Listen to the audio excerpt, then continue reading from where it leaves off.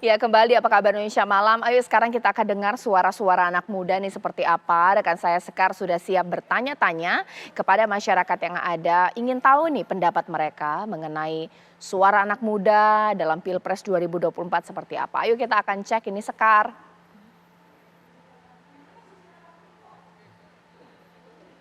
Ya, Caca dan juga pemirsa, tidak terasa kita semakin dekat dengan pemilu 2024 yang mana akan dilaksanakan pada 14 Februari mendatang. Dan uniknya di tahun ini pemilihan umum 2024 didominasi oleh pemilih muda, di mana berdasarkan data DPT KPU ada sekitar 20 juta orang atau sebesar 31,23% pemilih muda dengan rentang usia 17 hingga 30 tahun. Dan pemirsa di rumah pastinya penasaran nih, bagaimana pemilih muda ini dalam menentukan pemilihnya ataupun pilihannya dalam pemilu 2024. Dan kini saya sudah bersama dengan Kak Anggi dan Kak Aini, dan mari kita dengarkan bagaimana pendapat mereka. Halo, selamat malam Kak. Halo, malam Kak. Ya, malam Kak. Kak, aku mau nanya deh, ini pertama kalinya Kakak nyoblos untuk pemilu tahun ini atau seperti apa? Kalau aku pertama kali banget tahun ini. Aku juga pertama kali banget. Kakak udah menentukan belum siapa nih yang cocok jadi presiden dan wakil presiden 2024? Udah, kalau aku. Kalau aku jujur belum ya. Iya. Oke, dalam memilih ini untuk kakak nih khususnya nih, karena kakak udah menentukan nih siapa, ada nggak sih kayak kriteria khusus atau kakak memilih berdasarkan pilihan hati? Kalau aku sih benar-benar berdasarkan pilihan hati, terus kayak ngeriset-riset juga di sosial media atau di debat-debat sebelumnya, apakah itu sesuai dengan hati aku. Kalau misalkan udah, berarti orang paslon tersebut yang aku pilih gitu. Oke, kalau kakak sendiri gimana? Kalau aku sendiri sih Masih mencari. Iya, aku masih mencari sih, karena bingung juga ya, kadang kalau di sosial media tuh tiba-tiba muncul yang ini yang lebih bagus, tapi tiba-tiba muncul lagi yang ini yang lebih bagus, kayak gitu sih Kak. Oke, jadi kalau kakak udah fix, tapi kalau kakak sendiri masih bingung nih ya. Kak, aku mau nanya nih, dalam menentukan pilihan kakak, kakak sendiri suka ngikutin gak sih update kampanye, kegiatan dari paslon yang kakak pilih ini? Kalau aku jujur suka banget. Suka banget, sampai sekarang juga masih ngikutin dan selalu ngomongin itu sama orang-orang yang aku temuin. Sama aku juga sama ngobrolin bareng-bareng juga sih kayak gitu. Bertukar pikiran gitu Kak. Oke, nah terakhir nih Kak, dari kakak sendiri ada nggak sih pesan yang bisa disampaikan mungkin dengan pemirsa di rumah yang juga pemilih muda nih untuk menentukan pilihannya di pemilu 2024?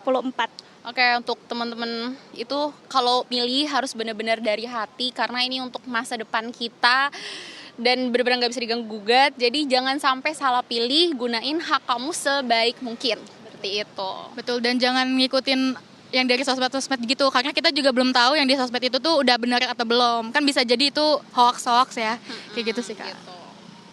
Oke, baik, terima kasih Kak atas waktunya, selamat beraktivitas kembali. Baik pemirsa, itulah tadi hasil perbincangan saya dengan pemilih muda, di mana kedua pemilih tersebut ada yang sudah yakin tapi masih juga yang bingung nih dengan untuk menentukan siapa pilihannya yang pantas menjadi presiden dan wakil presiden di 2024 mendatang. Dan untuk pemirsa di rumah, saran saya jangan golput. Tentukan pilihan Anda di 14 Februari 2024 mendatang, salurkan atau tentukan pilihan Anda, keluarkan hak suara Anda untuk pemilu 2024. Sekian, kembali ke studio. Ya terima kasih Sekar Wanda. Waduh ini ternyata anak muda kalau milih nggak cuman karena oke cap cip cup enggak. Tapi mereka riset. Langsung saya tanyakan mungkin ke 02 terlebih dahulu. Apa yang dijual program-program ditawarkan kepada anak muda. Ini ibaratnya ngegas di awal aja atau mungkin di kampanye aja. Benar-benar konsisten tidak selama 5 tahun jika lo terpilih. Atau kalau meminjam Pak Prabowo omon-omon doang nggak ini atau bagaimana? Ya, sebenarnya sih gini Mbak, kita percaya dari dua teman kita yang tadi di interview itu kan cerdas ya. Maksudnya ada yang udah yakin karena dia riset, ada yang belum yakin karena dia ada dua sumber dan dia harus verifikasi ulang. Jadi kami dari Prabowo Gibran melihat teman-teman pemilih muda ini memang tingkat kita memahami mereka memang di atas dibandingkan kalau seandainya kita bicara dengan cara sembako atau yang lain dan sebagainya gitu. Jadi ini voters yang bahkan ya untuk playlist Spotify atau aplikasi lagunya aja mereka tuh nggak pengen diatur orang gitu. Apalagi kalau bicara soal kebijakan yang akan dikeluarkan. Nah, hari ini kita menyadari sekali calon presiden yang maju itu adalah dan di antara tiga-tiganya bahkan menurut kami adalah orang yang di luar dari generasi mayoritas. Ya. Generasi muda hari ini saya bisa bilang adalah pilpresnya generasi muda karena kita mayoritas hari ini. Tapi kan kita akan memilih orang yang bukan dari generasi kita. Nah, hadirnya Wakil Presiden Gibran Rakabuming Raka sebagai representasi anak muda menurut kami itu sangat vital sekali untuk melengkapi apa yang menjadi keresahan dari teman-teman muda.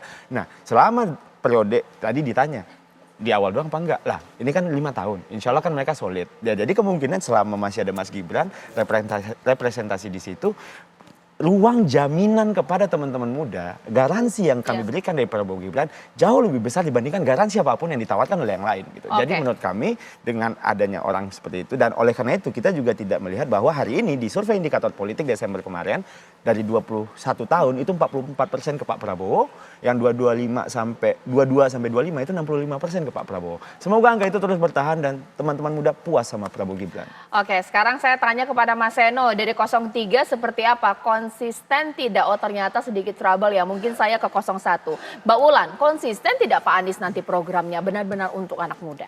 Ya kalau dari kami sih konsisten ya Mbak ya, otomatis mungkin karena kita bisa lihat dari rekam jejaknya yang dulu Pak Anies itu adalah dia konsisten selama dia menjabat Gubernur DKI, dia konsisten selama 5 tahun juga dan kita itu mengajak anak-anak muda atau untuk memilih Pak Anies itu bukan cuman dibutuhkan suaranya aja nanti untuk tanggal 14 Februari, tapi kita juga akan menampung aspirasi atau masalah atau isu yang mereka rasakan dan Pak Anies ini memberikan solusi dalam program Desak Anies atau Selepet Imin tersebut gitu. Dan ada juga website yang namanya aspirasi pemuda.id itu dibuat oleh tim kami, kita bisa memaparkan segala isu atau permasalahan yang dialami anak muda dan Pak Anies itu sendiri membaca gitu, membaca yang permasalahan-permasalahan anak muda tersebut, makanya visi misi Amin itu bisa diambil dari anak muda tersebut. Oke, sekarang saya ke Mas Seno, kalau 03 seperti apa? Konsisten tidak atau hanya jualan saja ini di masa kampanye? Ya, maka kalau mau menguji konsistensi sebenarnya cara termudah adalah menguji dari rekam jejak para kandidat kontestan yang sedang berkontestasi hari ini. Mas Ganjar itu selama menjadi gubernur, setahu saya adalah salah satu politisi pertama yang membuka keberanian untuk berinteraksi secara langsung melalui media sosial, di Twitter, di Instagram, dengan mengoperasikan sendiri sebagai admin media sosialnya. Beliau sangat terbiasa dengan yang namanya berinteraksi dengan iklim habitat digital, dengan demokrasi digital yang dimana isinya mayoritas adalah anak-anak muda. Maka kalau hari ini beliau disuruh mendesain kebijakan yang berkaitan dengan anak-anak muda, saya rasa akan sangat relate.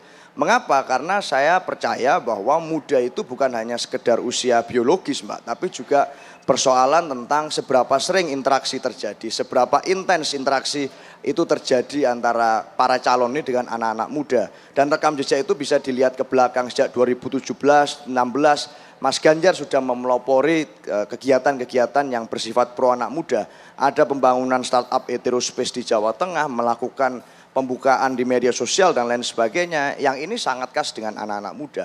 Maka hari ini kami percaya bahwa dengan program-program Ganjar Mahfud, mayoritas adalah bicara tentang masa depan anak-anak muda, memberikan kepastian kepada anak-anak muda, memberikan harapan pada anak-anak muda, dan itu bisa dicek rekam jejak beliau. Hari ini Mas Ganjar dan Pak Mahfud menjadi salah satu calon yang pertama saat mendesain yang namanya Tim Pemenangan Muda atau TPM. Maka dalam struktur tim kampanye, dalam merancang program dan visi misi ke depan, desain kampanye, Pak Ganjar dan Pak Mahfud ingin melibatkan anak-anak muda sebanyak-banyaknya. Dan yang pertama membuat itu, menginisiasi agar tim pemenangan itu diisi oleh struktur anak-anak muda yang diketuai oleh anak muda. Sehingga ini menjadi satu keberpihakan dan kejelasan program yang konkret. Saat nanti menjadi presiden, masyarakat bisa melihat, bisa mengukur kira-kira dari apa yang terjadi saat ini, maka itulah yang akan nanti terjadi pada saat beliau menjadi presiden. Pak Ganjar, Pak Mahfud pernah merasakan menjadi anak muda seperti mayoritas dari kita anak-anak muda yang hari ini berjuang. Pak Ganjar anak seorang polisi di tingkat rendah, Pak Mahfud anak pegawai kecamatan. Harus belajar di kuburan Cina karena di rumah tidak ada lampu. Harus belajar bagaimana memikirkan besok membayar uang sekolah pakai apa, karena SPP-nya mahal dan tidak punya biaya untuk membayar. Itulah yang kami yakini adalah yang dirasakan oleh banyak sekali anak-anak muda di Indonesia hari ini. Maka hari ini beliau memutuskan untuk percaya dan berpihak pada anak muda. Sehingga keberpihakannya, keterlibatan anak-anak muda tidak hanya di mulut, tidak hanya omon-omon, tetapi ini terjadi di dalam keseharian Pak Ganjar, Pak Mahfud selama ini. Begitu Mbak Caca. Iya, baik, nanti saat lagi masih belum saya tanya nih kepada Mas Pangi, baru sistem politik kita ini juga masih sistem politik ala lama ya. Berapa persen sih anak muda yang bisa masuk ke Senayan? Berapa persen juga menteri ini dari kalangan anak muda? Apakah ini juga nanti akan diwujudkan oleh capres dan cawapres jikalau mereka terpilih menjadi presiden juga wakil presiden sesaat lagi?